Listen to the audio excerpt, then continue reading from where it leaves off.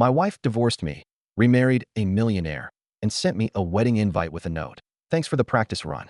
At the reception, I whispered, tell him about the debt you hid, or I will. Her new husband turned and asked, what debt? She dropped her champagne. I'm Tarek, 42. I live in Boulder, Colorado, where the mornings smell like pine and espresso, and the afternoons roll in with winds that tug at your sleeves like they're trying to tell you something. I run a small auto repair shop my dad started in the late 80s, Hales Auto Garage. He passed the keys to me just before his first heart surgery and never took them back. I'm not the kind of guy who makes waves. I like things steady, my coffee black, my tools in their place, my routine untouched. For a long time, I thought that's what made a good life. Consistency. No drama. Just quiet moments strung together like well-oiled bolts. My wife, Anya, didn't see it the same way. We met in our 20s. She was electric from the start, talked fast, dreamed big, always working on some new idea. When she wasn't working her day job as a marketing assistant, she was planning candle scents, talking about online stores, branding, packaging. She had this way of filling the space around her like music. I liked it. At first, our life wasn't bad. Not perfect, but what life is. We had a son, Milo, who had my stubborn jaw and her curious eyes. Our marriage had its share of cracks, but I thought they were hairline normal wear and tear. You fix them. You don't throw the whole house away. Turns out, she'd already packed her bags before I even noticed the draft coming in. It was a Friday afternoon, and I was elbow deep in the guts of a cherry red Mustang. I had grease under my nails, a socket wrench in hand, and country music humming low from the radio. My phone buzzed on the workbench. Can we talk? Simple text. Simple dread. I knew something was off, but I didn't know it was that off. I called her right there, still in my oil-stained apron. She answered with that brittle voice people use when they've already decided. I'm not happy, Tarek. I haven't been for a long time. That was it. No big blow-up. No tears. Just a plain, dry break in the middle of my day like someone had casually snapped a bone in half. I went home that night to find the suitcase by the door, not even zipped all the way. The bedroom closet looked like it had been robbed, empty hangers swinging. Milo was at my sister's place. She timed it perfectly. I've been staying with a friend, she said. I asked who. She looked away. Eventually, it came out. Vincent. Vincent with the expensive haircuts and linen shirts. He was a business coach, some guy she'd met during an online webinar. They'd been working on her brand. Yeah, right. I spent the next few weeks trying to wake up from it. But it was real. The papers came. We sat at a dull wooden table in a lawyer's office, with cups of stale coffee and silence hanging between us like fog. Co-parenting arrangements were made. Milo, just 9, handled it better than I did. Or maybe he just didn't understand it yet. The nights were the worst. You start to notice the quiet in your house, like it's a person watching you. The rooms felt too big. The bed, too wide. I kept seeing her in little things, the way the mugs were arranged, her handwriting on old grocery lists, the half-used lotion she forgot under the sink. I threw myself into the garage. Worked late. Took on more jobs. Friends checked in. My sister brought over lasagna I didn't eat.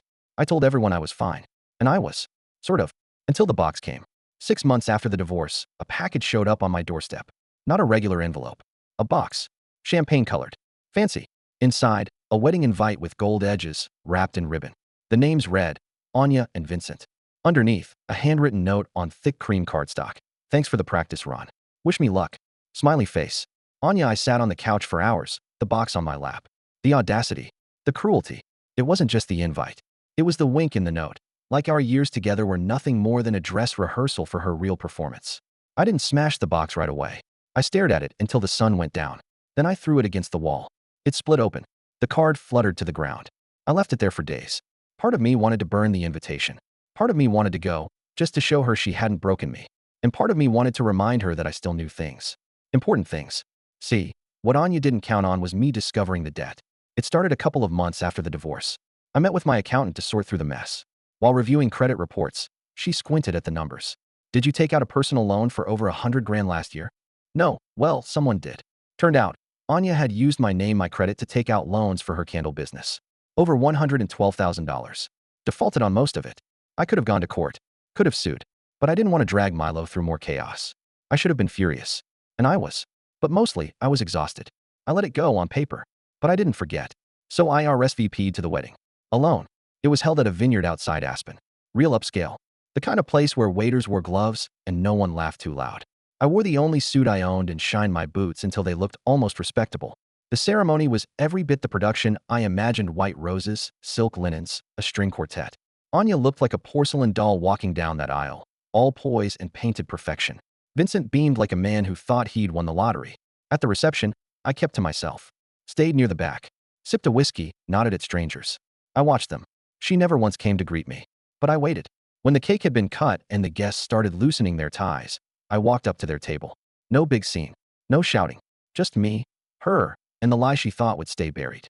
I leaned in, close enough so only she could hear. My voice was low. Tell him about the debt you hid. Or I will. She froze. The color drained from her face. Her hand tightened around the champagne flute. Vincent, who'd been chatting with another guest, turned casually. What debt? That's when her hand shook. The glass slipped. Champagne spilled across the tablecloth like a slow, golden confession. Silence. I straightened my jacket and walked away. Didn't stay to watch the fallout. I drove home that night with the windows rolled halfway down, letting the mountain air cut through the silence in the truck. There's something about night drives in Colorado that feels like pressing on a bruise.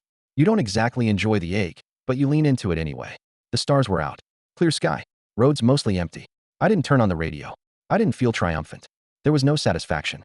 Just stillness. The kind that comes after a storm, when the wind finally stops howling but the wreckage is still there, all around you. I didn't hear from Anya. Not that night. Not the next day. But a week later, I got a voicemail from Vincent. Calm on the surface, but tight beneath it, like a string pulled too hard. Hey Tarek, this is Vincent. I think we should talk. Anya's upset. She mentioned something about old finances, but she's not making much sense. I'd appreciate it if you could give me some clarity here, man. I didn't return the call. Another voicemail came 2 days after that. Shorter, less polite, and then nothing. But I knew something had shaken loose. I could see it in the drop-offs.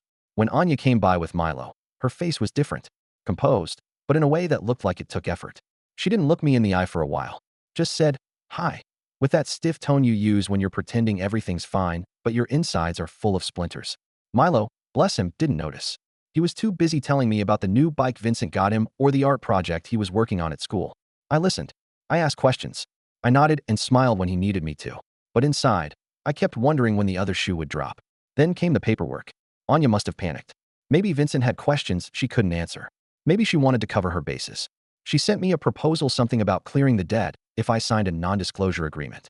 She'd take responsibility, the letter said, in exchange for privacy. I didn't sign it. I didn't want revenge. I didn't even want the money anymore. What I wanted was to stop pretending. And that's what this was, our whole marriage, really. Anya had been pretending to be someone else, and I'd been pretending not to notice. We were two people trapped in an image we didn't believe in anymore. I took the folder, the letter, the glossy NDA, and tucked it away in a drawer. Let her sweat. Weeks passed. I saw less of Vincent. He used to come to the door with her during drop-offs, linger in the car, away from the driver's seat. Not anymore. Now it was just her. She looked tired, less polished. The kind of tired you can't cover up with concealer or hair dye. A kind of worn down that starts at the soul and shows up in the way you breathe. One rainy Thursday, she lingered on the porch after dropping Milo off. He ran inside, already shouting about pizza night. She didn't say anything for a long time, just looked at the wet street. Finally, she asked, did you tell him anything else? No. She nodded, more to herself than to me. He thinks I lied to him. You did. Another pause. I didn't mean for it to happen like this, she said, voice barely above the rain. Did you mean for it to happen at all? She didn't answer. Her mouth opened like she might try, but the words never came. Instead, she gave me a small, broken smile and walked back to her car. I stood at the door a long time after she left. I wasn't angry anymore. Just sad. Not for me. Not even for her. For what we'd both become. At the shop, I kept busy. Cars still needed fixing. People still needed their tires rotated and oil changed. Life didn't pause for heartbreak. Customers came and went. Some knew what had happened. Small towns don't keep secrets. Most didn't say anything. A few offered that awkward sympathy people give when they're not sure what else to say. One day, a customer came in with an old Dodge Ram. Woman in her late 30s. Freckles. Sharp eyes. She said she'd just moved to Boulder from New Mexico. Needed new brakes. Name's Harper, she said, shaking my hand with a grip that meant business. She came back a few weeks later for a tune-up. Then again for an oil change. We started talking. At first, it was just cars. Then about music. Then books. Her kid was a few years older than Milo. They met at the shop one afternoon and ended up tossing pebbles at each other in the parking lot while she and I talked about growing up in small towns and how quiet can feel both comforting and lonely depending on the day. I didn't rush it. Didn't even try to. I just liked her company. The ease of it. The way her laugh sounded like she meant it. And I noticed something else. Milo smiled more around her. Not in a forced way. In a real, belly laugh kind of way. The kind of smile I hadn't seen from him since before the divorce. One night, after a long day at work, Milo sat across from me at the kitchen table, poking at a bowl of cereal he insisted on having for dinner. Harper's funny, he said between bites. She talks to me like I'm not a kid. She's pretty cool, I said. Do you like her? I looked at him, and he shrugged like it didn't matter. But I could see it did. Yeah, I said. I do. He nodded, satisfied, and went back to eating. Anya hadn't asked about Harper. Not once. But I saw it in her eyes. The way she glanced at Harper's car in the driveway when she came for Milo. The way her mouth tightened slightly when he mentioned her in passing. She never brought Vincent anymore. And she never sent another wedding invitation. By the time summer rolled around, Milo had fallen into a rhythm that almost resembled peace. He bounced between my place and Anya's with less tension. He laughed more, talked about school again, got obsessed with some nature docuseries, and insisted we go hiking every weekend. He was sleeping better. And when a kid starts sleeping better, you know something is shifting in the air. I was shifting too. Harper had become more than a familiar face. We weren't in love not in the way movies rush you toward, but we were something stable, kind, and quietly growing. We didn't label it. We didn't talk about timelines. We just existed in each other's space comfortably, like two trees growing side by side, separate roots, same sunlight. One Saturday, she brought over tamales she'd made from scratch, and we sat on the porch watching Milo and her son, Jesse, toss a football in the yard. She sipped iced tea and said, "You're good with him." I thought she meant Jesse. I said, "He's a good kid." She shook her head. "No, Milo. I've seen a lot of dads try to muscle their way into their kids' hearts after a split. You didn't do that. You gave him space, but you stayed."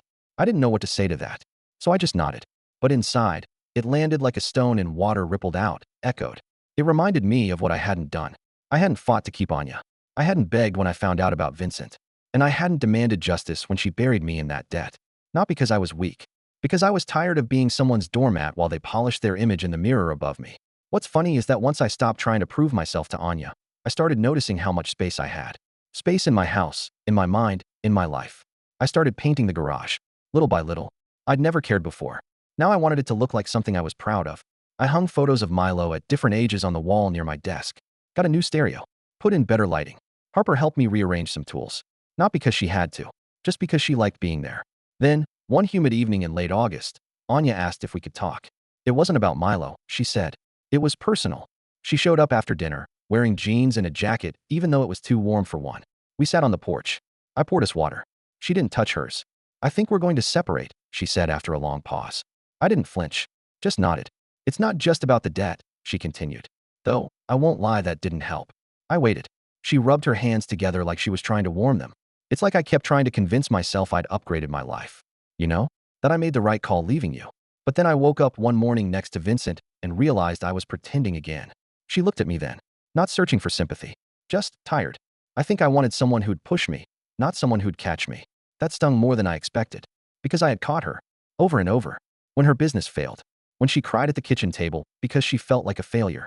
When she broke down over her mom's cancer diagnosis. I'd held her every time. And I guess, in her mind, that made me weak. I didn't say any of that. I just let her talk. "I don't know if I ever knew how to be happy," she said finally. "With anyone." Still, I didn't speak. She looked out into the yard, her voice barely audible. "I heard Milo told you he likes Harper." I nodded. "He talks about her a lot." "She sounds nice," she said, forcing a half smile. "Stable." "Yeah." Another long silence. She stood up. "I should go." I didn't walk her out. Didn't watch her drive away. I just sat there on the porch as the sun dipped behind the trees and the cicadas buzzed like static in the background. Later that night, Milo came out in his pajamas, rubbing his eyes. "Was that Mom?" "Yeah." "Is she okay?" I thought about lying. I wanted to protect him from the truth. But he deserved more than that. "She's figuring stuff out," I said. He nodded like he understood, and I realized he probably did more than I gave him credit for. I tucked him in and stayed beside him until his breathing softened. I ran my hand over his hair and thought about everything we'd both survived this past year. The damage, the healing, the silence that came after the storm. And I thought about how some people never learn to stop chasing perfect. How they run from the stillness because they think if it's not chaotic, it must not be love. But I was learning to trust the quiet.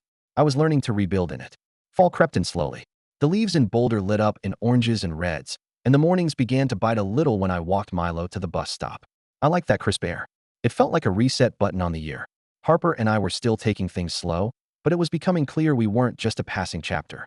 She started showing up on Wednesdays with dinner, and we'd cook together, talk about our days while the boys played video games in the other room. Nothing extravagant, just life, but peaceful and real. It was around then I got a letter from a law firm representing Vincent. Polite, polished, but with an unmistakable undertone. They wanted their reputation protected. The letter implied that I had made unsubstantiated financial claims that were harmful to the marital stability of their client. It was a not-so-subtle threat. They wanted an agreement that I wouldn't further pursue reputational damage. Signed, sealed, and filed. I smiled when I read it. Not because I was surprised, but because it meant something was cracking on their side. I didn't contact Anya. I didn't contact Vincent. I contacted a lawyer. A good one. Guy named Ellis with a salt and pepper beard and a calm way of explaining things. He helped me put together a file. We had records, bank statements, the forged signatures, the loan documents, proof that Anya had applied for credit using my info without consent. Not only that, but proof she'd used funds for her candle business, which she had at the time falsely claimed was a joint household venture. I never filed anything, but Ellis made a few calls, sent a formal reply, politely reminded their counsel that any legal action would result in a countersuit involving credit fraud and damages. I didn't want money. I didn't want a court case. I wanted a clean slate. And I wanted Anya to know I wasn't the man she could walk over anymore. About a week later, I got a text from her. Can we meet? Please. We sat at a little cafe downtown. Neutral ground. She looked smaller than I remembered. Or maybe I was finally seeing her without the weight of nostalgia. I didn't know he'd go that far, she said quietly, referring to Vincent's legal threat. But you didn't stop it either. She flinched. You're right. I let the silence hang. I didn't expect you to stand up like that, she added, looking down at her coffee. That's your mistake. Not mine. She nodded. I'm not proud of what I did. The debt. The business. Using your name, I was desperate. I was your husband. I know. I was selfish. There was a long pause before she finally said what I'd been waiting to hear for a long time. I'll take full responsibility for the loans. I already started talking to a financial advisor. I'll sign whatever you need to clear your name legally. And Vincent? She gave a half laugh, bitter and thin. He moved out last week. Said he didn't sign up for secrets. He didn't want the mess. I didn't say anything. She looked at me like she wanted comfort. I gave her silence. As she signed the papers a few days later, I watched her hands tremble slightly. Not out of fear. Out of something deeper. Shame, maybe. Or maybe it was finally realizing the cost of building a life on illusions. We didn't hug. We didn't make peace. We just closed a chapter. A few months passed. I paid off the last remaining piece of residual debt, nothing I couldn't manage. My credit was repaired. Milo was doing great in school. Harper and I took the boys hiking one weekend in Estes Park, and I caught myself smiling at a photo she took of me and Milo sitting on a rock, grinning, arms around each other like we'd finally arrived somewhere solid. I printed it and hung it in the garage. The auto shop, by the way, was thriving. Word had spread about my work, honest, good quality, no BS. I even started mentoring a couple of kids from the local high school, showing them the ropes after class. One of them told me he wanted to open his own shop one day. I said, I'll help you when you're ready. And Anya? I don't know what became of her exactly. We talk only when it concerns Milo. She seems quieter now, less smug. Maybe she learned something. Maybe not. But the last time she dropped him off, she looked around at the house Harper had helped me paint, the tidy flower boxes on the porch, and the laughter spilling out from inside, and I saw something in her face. Regret. Not for leaving, but for thinking I'd be nothing without her. That was the revenge I never asked for, but got anyway. Not with fire or rage, but with peace, with rebuilding, with becoming the version of myself she never believed in. And now, every time I hear Harper's laugh in the kitchen or Milo shout "Dad" from his room, I know something for certain. Sometimes the best revenge isn't making someone pay. It's showing them you never needed their permission to thrive.